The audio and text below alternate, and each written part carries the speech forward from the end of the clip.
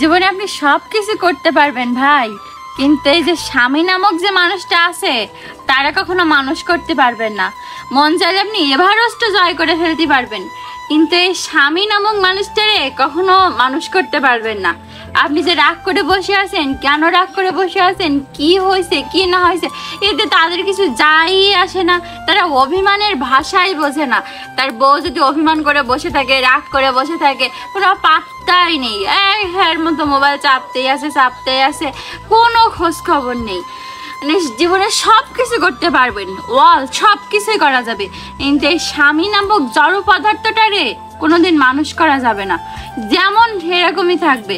আর বউরা একটু কথা কইলে প্যাস প্যাস প্যাস প্যাস করো, এত বক বক করো, এত বক বক করো, দুনিয়ার কথা আপনার শুনে ছেড়ে দেবে, অভাব নাই কথার।